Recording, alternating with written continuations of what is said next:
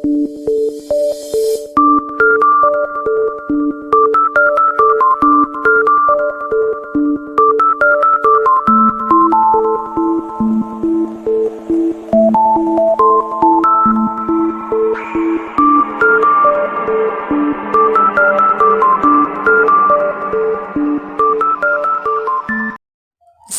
anak-anak, apa kabar semuanya? Semoga dalam keadaan sehat semua ya. Jumpa lagi dengan Ibu Ani dalam pembelajaran ilmu pengetahuan sosial. Baiklah, sebelum kita mulai pelajaran hari ini, marilah kita membaca basmalah. Bismillahirrohmanirrohim. Sekarang kita masih di bab 3 mengenai aktivitas manusia dalam memenuhi kebutuhan. Baiklah anak-anak, materi kita hari ini mengenai permintaan, penawaran, pasar, dan harga. Tujuan pembelajaran: setelah pembelajaran diharapkan siswa pertama mampu menjelaskan kaitan antara permintaan, penawaran, dan harga. Yang kedua, siswa mampu menjelaskan peran pasar bagi kehidupan masyarakat. Nah, materi sebelumnya kemarin kita sudah membahas mengenai A. Kelangkaan dan kebutuhan manusia. Yang B, kita sudah membahas juga mengenai kegiatan ekonomi, yaitu kegiatan produksi, distribusi, dan konsumsi. Nah, materi kita sekarang, Ibu akan membahas mengenai permintaan, penawaran, pasar, dan harga. Permintaan adalah jumlah barang yang ingin dibeli oleh masyarakat dengan berbagai tingkat harga tertentu. Faktor-faktor yang mempengaruhi permintaan ada A. Harga barang, yaitu harga barang akan mempengaruhi banyaknya jumlah barang yang diminta. Jika harga barang naik, maka jumlah barang yang diminta berkurang. Dan sebaliknya, apabila harga barang turun, maka jumlah barang yang diminta bertambah banyak. Faktor yang kedua ada pendapatan masyarakat. Pendapatan yang diperoleh oleh seseorang akan sangat mempengaruhi permintaan barang. Jika pendapatan rata-rata orang naik, maka akan mempengaruhi jumlah barang yang diminta bertambah. Sebaliknya, apabila pendapatan turun atau tidak memiliki pendapatan, maka akan sangat mempengaruhi berkurangnya jumlah barang yang diminta. Faktor yang ketiga ada selera masyarakat. Nah, selera sangat mempengaruhi permintaan seseorang. Apabila orang tersebut sangat menyukai suatu barang, walaupun barang tersebut mahal, maka pembeli tidak menghiraukan adanya kenaikan harga. Dan apabila selera masyarakat terhadap barang tersebut rendah, maka permintaan barang tersebut juga rendah. Faktor yang keempat, kualitas barang. Jadi setiap orang menginginkan barang yang berkualitas, sehingga kualitas ini sangat mempengaruhi permintaan. Jika kualitas barang bagus dan harga barang tersebut lebih mahal dari barang lain yang sama, maka masyarakat lebih memilih membeli barang tersebut. Sebaliknya, jika kualitas barang jelek, maka permintaan terhadap barang tersebut berkurang. Faktor yang kelima ada harga barang lain. Nah, maksudnya banyak sedikitnya jumlah barang yang diminta biasanya dipengaruhi juga oleh harga barang lain. Misalnya contoh, harga kopi lebih mahal dari harga teh. Jadi masyarakat cenderung membeli teh. Tetapi kalau harga kopi lebih murah dari teh, maka masyarakat akan membeli kopi. Faktor yang keenam ada jumlah penduduk. Jadi jumlah anggota keluarga akan sangat mempengaruhi jumlah permintaan. Begitu juga dengan bertambahnya jumlah penduduk suatu negara, maka akan sangat mempengaruhi permintaan terhadap barang. Faktor yang ketujuh ada ramalan masa depan. Pada saat krisis ekonomi, harga barang cenderung berubah-ubah, bahkan cenderung naik. Nah, masyarakat akan menambah permintaan terhadap barang kalau diperkirakan harga barang tersebut di masa yang akan datang akan naik. Nah, akan tetapi apabila keadaan perekonomian negara sudah semakin membaik, maka harga cenderung turun dan masyarakat menahan diri untuk mengurangi permintaan terhadap barang. Sekarang kita masuk ke kurva permintaan. Perhatikan tabel berikut. Ini ada tabel harga dan permintaan terhadap wortel. Nah, perhatikan harga per kilo wortel 15.000, maka jumlah barang yang diminta hanya 10 kilo. Nah, harga barang 12.500, jumlah barang yang diminta 20 kilo. Dan harga wortel 10.000, jumlah barang yang diminta semakin banyak lagi menjadi 30 kilo. Nah, begitu harga wortel 7.500, jumlah barang yang diminta menjadi 40 kg. Nah, harga wortel 5.000 semakin turun harganya, permintaan semakin banyak menjadi 50 kilo. Jadi, perhatikan kurva permintaannya. Semakin tinggi harga barang, maka permintaan jumlah barang yang diminta semakin sedikit. Maka sebaliknya, semakin murah harga barang, permintaan jumlah barang akan semakin besar. Permintaan dapat dibedakan sebagai berikut. Yang pertama, A, ada permintaan menurut daya beli konsumen.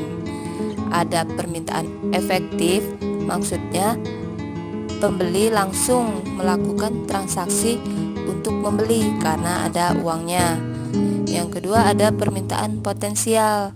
Jadi permintaan ini masih sebatas keinginan, baru tawar-menawar tapi belum menjadi membeli. Yang kedua, ada permintaan menurut jumlah konsumen. Yang pertama, ada permintaan individual. Jadi permintaan ini tergantung dari kemampuan masing-masing orang atau individu. Yang kedua, ada permintaan pasar. Jadi permintaan oleh masyarakat. Baiklah anak-anak, sekarang kita masuk ke penawaran. Apa itu penawaran?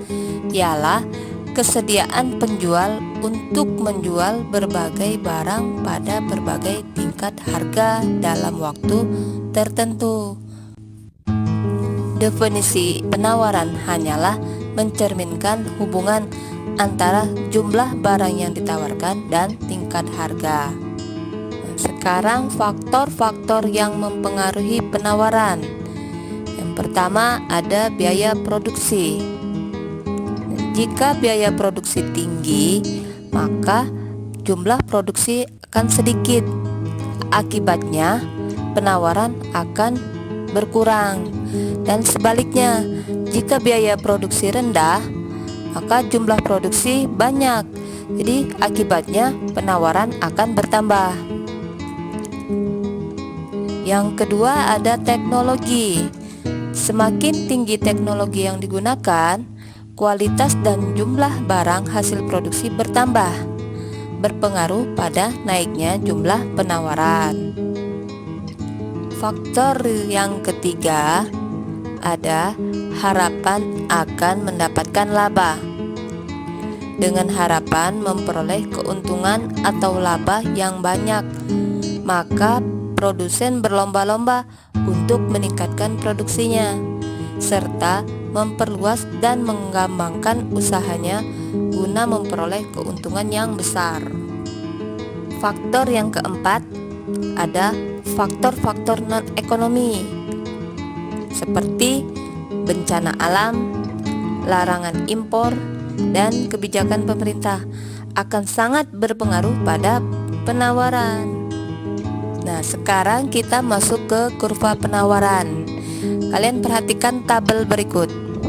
Ini ada tabel harga dan jumlah penawaran per butir telur. Nah, yang pertama, harga per butir telur 4.000. jumlah yang ditawarkan 100 butir. Harga per butir telur 5.500, jumlah yang ditawarkan 125 butir. Nah, harganya 6.000, jumlah yang ditawarkan 150 butir. Harga 7.500, jumlah yang ditawarkan 175 butir.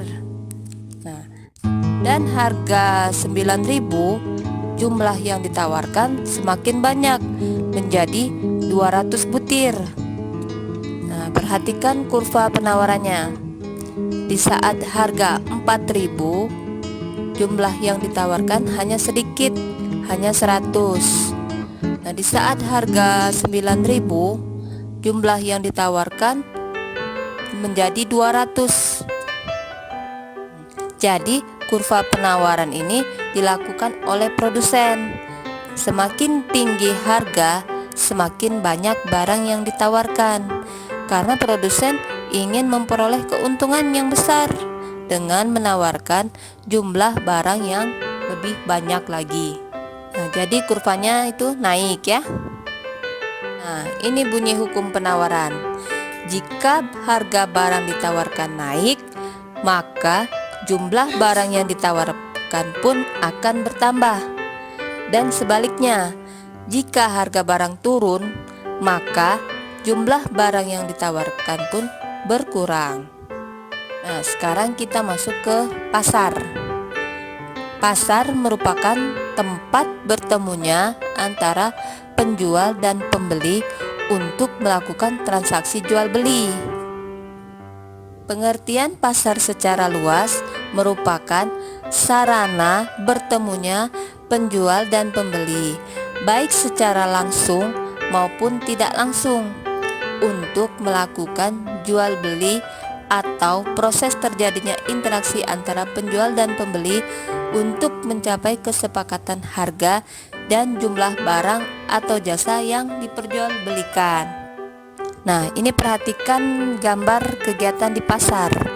Ada pasar tradisional dan ada pasar modern mall. Nah, dan itu ada juga pasar online. Nah, fungsi pasar. Fungsi pasar itu ada 3. Yang pertama ada fungsi distribusi, yang kedua ada fungsi pembentuk harga, dan yang ketiga ada fungsi promosi. Yang pertama ada fungsi distribusi. Nah, fungsi distribusi pasar dimaksudkan untuk memperlancar distribusi barang dari produsen ke konsumen. Yang kedua, fungsi pembentuk harga. Fungsi pembentuk harga, pasar mewujudkan kesepakatan harga antara penjual dan pembeli. Yang ketiga ada fungsi promosi. Nah, promosi artinya memperkenalkan hasil produksi kepada masyarakat. Melalui fungsi pasar ini, pasar menjual barang sekaligus memperkenalkan hasil produksinya kepada masyarakat. Macam-macam pasar. Yang A, macam pasar menurut wujudnya. Yang pertama ada pasar konkret, adalah pasar nyata atau pasar yang unsur-unsur pasarnya seperti ada penjual, pembeli, dan ada barang yang diperjualbelikan di situ. Contohnya pasar untuk kebutuhan sehari-hari, ada pasar dago, pasar simpang, ada mall, supermarket, minimarket, dan lain-lain. Yang kedua pasar abstrak, yaitu pasar tidak nyata.